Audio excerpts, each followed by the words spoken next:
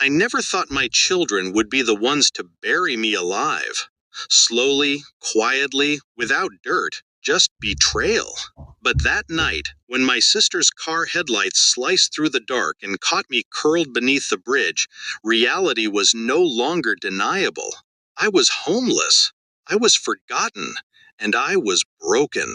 Her gasp was sharp, human, raw. She hadn't expected to see me there. My clothes stained, my face hollow, my body trembling from exhaustion. I saw her step out, disbelief painted across her features. She whispered my name like she was calling a ghost back to life. That was the inciting moment, the flicker of light that reignited me. It hadn't always been like this. My children once kissed my forehead before school, their little hands clutching mine as if I was their universe. I fed them, raised them, built a life with walls and warmth. I taught them kindness. I gave them everything. But greed is a disease. It seeps in unnoticed until the host no longer resembles the child you birthed. It started with small lies, hidden bills, vanishing heirlooms. Then, one day, I walked into my own home to find legal papers already signed, my name erased, my possessions gone. My eldest looked me in the eye and told me it was better this way. They dragged me out of my house, their house now, and left me standing on the pavement with nothing but silence and shame. I tried to fight. For months, I begged, pleaded. But betrayal makes you invisible. To them, I was already dead. And so I wandered.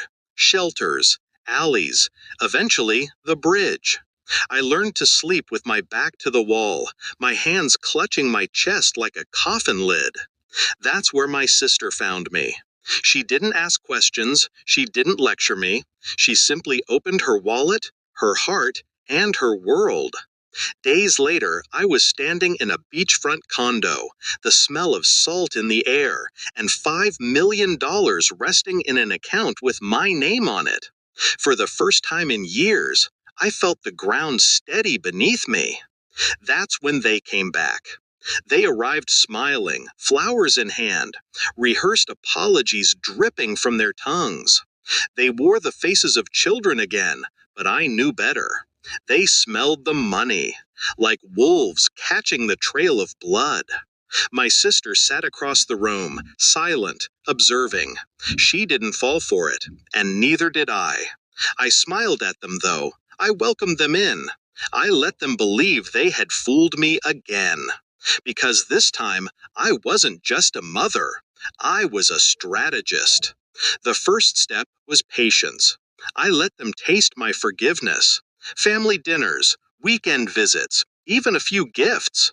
The bait had to be sweet. The second step was paperwork. I updated my will. Everything now belonged to my sister.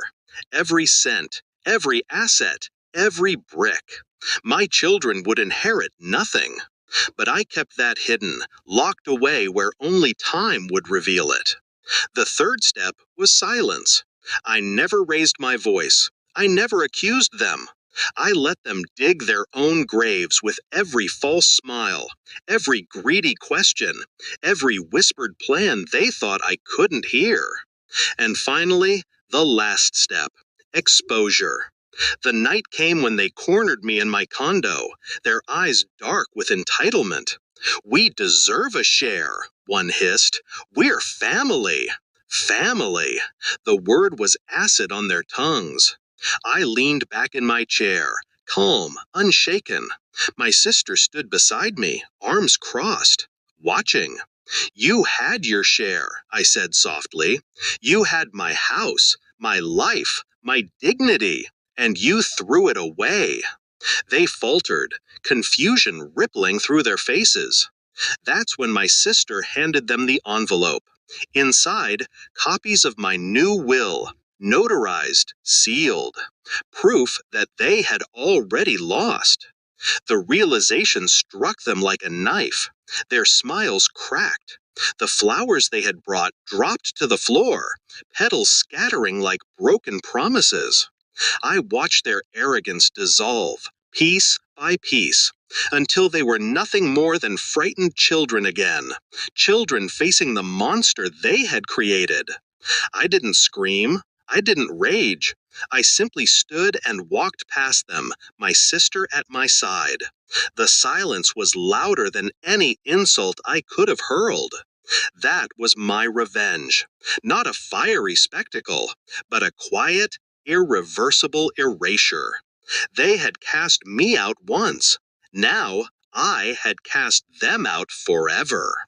Sometimes, late at night, I sit on the balcony of my condo, waves crashing against the shore, and I think about that bridge, the cold cement, the taste of betrayal thick in my mouth. But then I remember the look on my children's faces when they realized the game was over, when they realized the mother they had buried had risen, stronger, sharper, untouchable. And I smile. Because the sweetest revenge isn't destruction, it's survival, and I have survived. If you enjoyed the story, don't forget to like the video, subscribe to the channel, and share it with someone who'd love it too.